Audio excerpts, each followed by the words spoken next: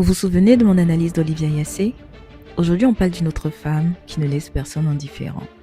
Sally, a.k.a. Crazy Sally.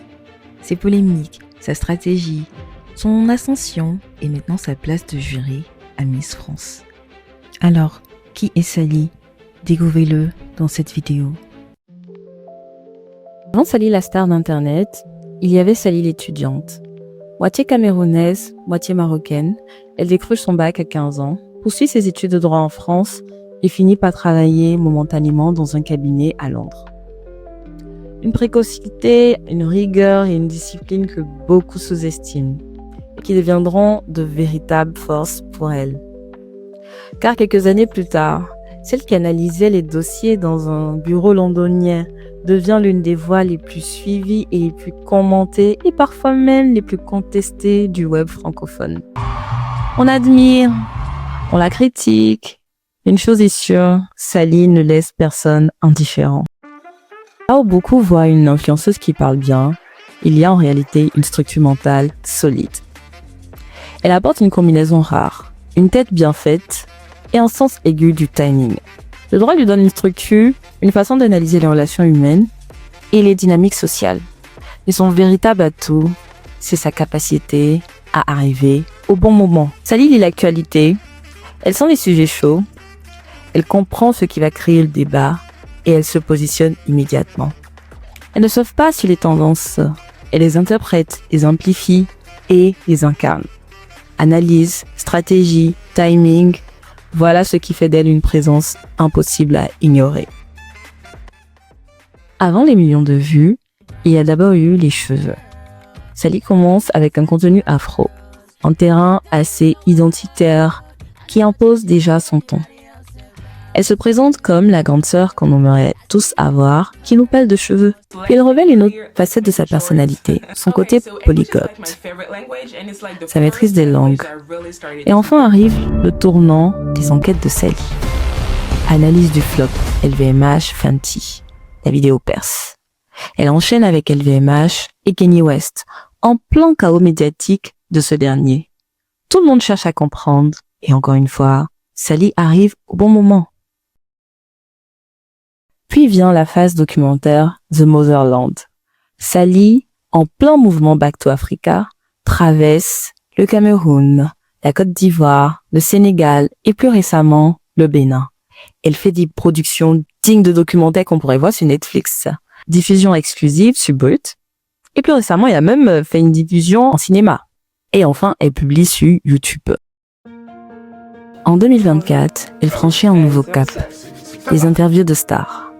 D'abord locales, puis internationales. Teyana Taylor, Ariana Grande, The Weeknd, Denzel Washington. Pour la petite anecdote, elle a été l'une des seules influenceuses à avoir été sélectionnée pour interviewer Denzel Washington pour son nouveau film. Et surtout, elle réalise ses interviews dans un anglais impeccable, une élocution parfaite, une capacité rare dans le domaine francophone, que ce soit au niveau des influenceurs, que même des journalistes. Sally se positionne comme étant une personne à prendre au sérieux. Elle ne fait pas que suivre l'actualité, elle se positionne là où le trafic existe déjà, car en interviewant ces différentes stars lors de leur promotion en France, elle profite naturellement de tout l'engouement autour de ces différentes stars. Une vraie stratégie qui paye. Sally n'est pas seulement admirée, elle divise. Car derrière son aisance et son franc-parler, il y a de la réflexion et une stratégie. Pour certains, le fait qu'elle arrive à chaque fois au bon moment est une forme de calculatrice. Ils la voient donc comme une personne opportuniste et calculatrice. Pour d'autres, c'est simplement de la lucidité et elle donne son point de vue. C'est juste qu'elle a le bon sens de le faire au bon moment. Selon moi, c'est un mix des deux. Je pense qu'il y a une vraie stratégie derrière les prises de position de Sally, mais que celles-ci sont faites dans une lucidité qui a tout son sens. Sally ne subit pas les vagues, elle surfe dessus et elle choisit lesquelles. Et ça, c'est tout à son honneur. Il y a eu aussi les différentes polémiques parce que Sally s'essaye à tout.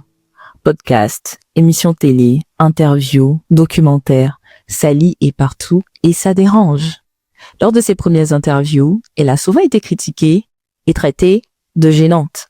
Beaucoup disaient, mais pourquoi est-ce qu'elle essaye de faire des interviews alors que de base, elle est juriste?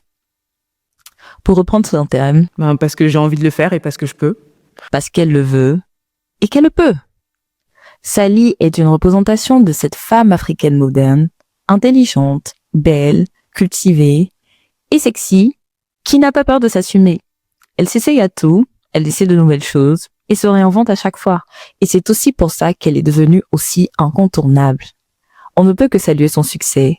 Moi, personnellement, je suis très admirative. Et je lui souhaite tout le meilleur. Aujourd'hui, Sally n'est plus simplement une créatrice de contenu, mais une figure culturelle et une référence. Et sa nomination en tant que jury au concours de Miss France n'est pas un hasard, mais la suite logique d'un parcours stratégique et intelligent. Qu'on l'aime ou non, Sally est devenue une force, un phénomène. Et si vous pensez que son influence s'arrête là, vous vous trompez. Vendredi prochain, on explore un autre univers. Les concours de Miss, leur histoire, leur politique, leur zone d'ombre. Une enquête que vous n'êtes pas prêt d'oublier. Donc on se dit à la semaine prochaine. Si cette analyse t'a plu, abonne-toi à Flata Stories, car on n'a pas fini d'explorer le parcours de femmes inspirantes qui changent le monde.